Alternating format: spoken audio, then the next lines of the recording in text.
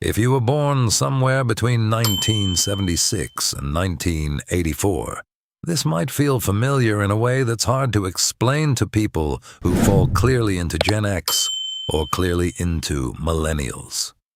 You remember life before the internet, not as a concept, but as your actual childhood. You remember rewinding cassette tapes with a pencil. You remember calling a friend's house and hoping their parent wouldn't answer. You remember boredom, real boredom, the kind that forced you outside or into your imagination. And yet, by the time you were finishing high school or starting college, the world was already changing. This small birth window, roughly 1976 to 1984, sits in an unusual place in demographic research. Some analysts refer to it as a microgeneration. Not quite Gen X, which typically includes those born between 1965 and 1980. Not quite millennials, who are usually defined as 1981 to 1996. Xennials exist in the overlap. And that overlap matters psychologically. When you were a child in the 1980s and early 1990s, household internet didn't exist in any meaningful way. In the United States, for example, only about 18% of households had internet access as late as 1997. By 2001, that number had jumped to over 50%. That means Xennials were teenagers or young adults during one of the fastest technological shifts in modern history. You didn't grow up with the internet. You grew into it. That distinction shapes your nervous system in ways that are subtle but powerful.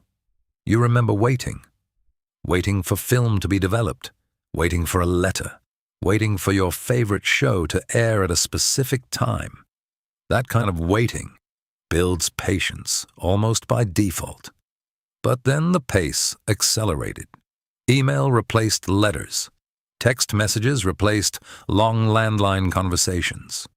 Search engines replaced encyclopedias. And because you were young enough to adapt quickly, you became digitally fluent without being digitally formed. That creates a very specific balance. You understand technology instinctively.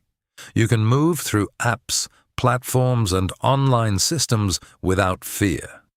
But you also remember life without constant notifications. You know what silence feels like, and that memory creates a kind of internal stability. You don't panic when you're offline. You don't feel erased without constant updates. There is still a part of you that understands privacy as normal. That privacy is something younger generations never fully experienced. Many millennials and Gen Z grew up with digital footprints from adolescence. Xennials did not. Your early mistakes weren't archived. Your awkward teenage years weren't permanently searchable. Psychologically, that creates breathing room. You learned identity without performance. Another layer that shaped Xennials is the economic atmosphere of your childhood. The late 1970s and 1980s were marked by economic volatility in many Western countries. Inflation rates were high in the early 80s. Unemployment fluctuated. Divorce rates also peaked around this period. In the United States, for example, divorce rates were significantly higher in the early 1980s than they are today. That doesn't mean every Xennial grew up in instability. But culturally, the message was clear. Security is not automatic. Then you entered adulthood just before or during another major economic shift. The 2008 financial crisis hit when Xennials were roughly 24 to 32 years old, right at early career stage. Old enough to feel it deeply, young enough to still be establishing yourself. That timing matters. You were raised with the message that education and hard work lead to stability. But you also witnessed institutions wobble. Companies downsized. Housing markets collapsed. Promises felt less certain.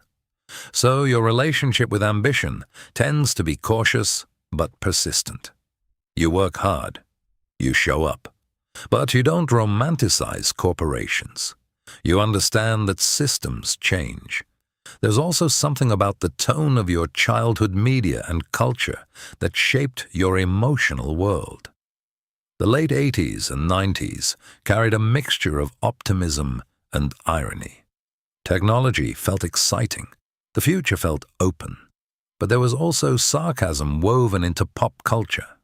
You grew up with humor that was dry, self-aware, sometimes skeptical. That blend often shows up in Xennial personalities. You can be hopeful without being naive. You can be critical without being cynical. You hold both. Then there's the global shift that marked your early adulthood. The September 11th attacks happened in 2001. Xennials were between 17 and 25 years old. That age range is psychologically formative. You are old enough to grasp the gravity of global events, young enough to have your worldview shaped by them. You remember the moment clearly. You remember how quickly airport security changed, how news cycles intensified, how the sense of safety shifted overnight. Experiencing that during early adulthood leaves a mark. It teaches you that stability can pivot suddenly. That awareness tends to create steadiness rather than panic. You don't assume that the present moment will last unchanged. You plan. You adapt. This ability to adapt may be one of the most defining psychological traits of Xennials. You are fluent in both analog and digital systems. You know how to navigate paperwork manually. You remember writing checks, but you also adapted to online banking, digital communication, and remote work without resistance. In workplaces, this makes you a bridge. You can understand older colleagues who prefer structure and hierarchy.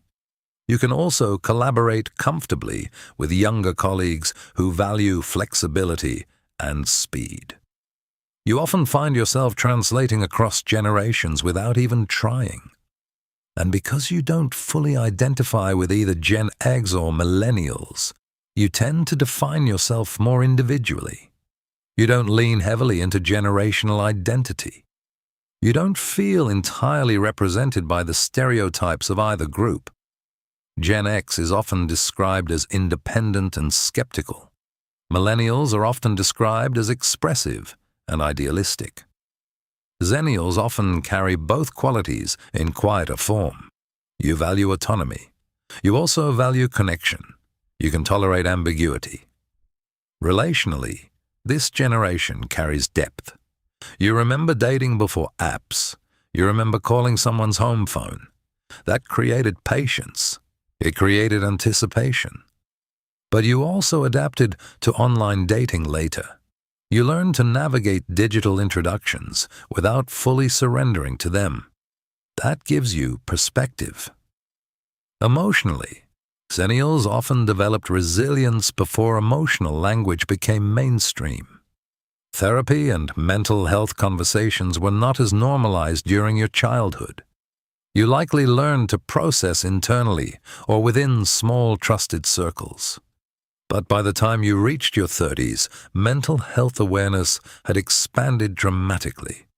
You learned new language for things you had already experienced. That creates introspection.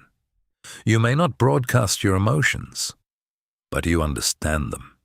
Financially, your psychology tends to lean cautious. You remember physical money. You remember when online shopping wasn't instant. You watched markets fluctuate more than once.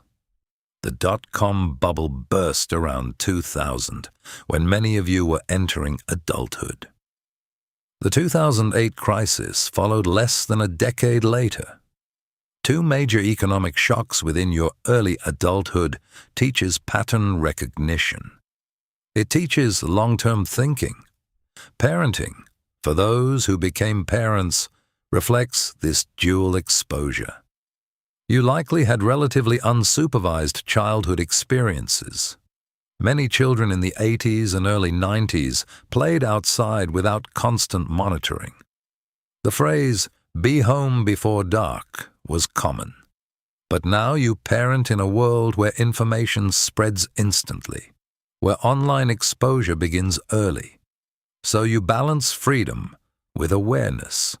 You want your children to have independence, but you also understand risks that didn't exist in your own childhood.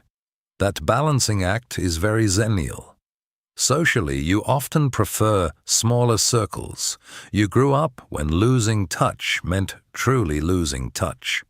There was no automatic reconnection through social media suggestions. So friendships required effort. That often translates into valuing depth over visibility. Another defining psychological layer is your relationship with privacy. Your adolescence was not documented publicly. There are fewer digital archives of your early years. That creates a sense of internal ownership over your story. You don't feel obligated to narrate everything in real time. In a culture that rewards constant exposure, that restraint stands out. And perhaps most uniquely, Xennials carry both technological optimism and technological skepticism. You are young enough to feel excited about the internet when it first arrived. But you are also old enough to witness how quickly it commercialized, how algorithms shaped attention, how social media altered comparison. So you participate without fully trusting. You engage without fully merging. That psychological distance is rare. It allows you to use tools without being consumed by them. When people look at Xennials from the outside, they might simply see competence, adaptability, quiet professionalism. But beneath that is a generation shaped by transition. You grew up when only a fraction of households were online and watched that number surpass half within a few years. You entered adulthood just before two major economic disruptions. You experienced global events like 9/11 during formative years. You navigated a cultural shift from privacy to constant visibility. That kind of transition creates layered identity. You are not entirely analog. You are not entirely digital. You remember slowness. You adapted to speed. You value privacy. You understand visibility. You respect institutions. You question them too. And if you were born between 1976 and 1984, and this feels accurate, it's not random. You are shaped by timing. Not dramatically, not loudly, but steadily. You carry patience in a fast world, perspective in uncertain times, digital fluency without digital dependence, and that combination is rare. If this conversation felt familiar, I'd really like to know what part resonated most with you. You can like the video if you appreciate these thoughtful explorations.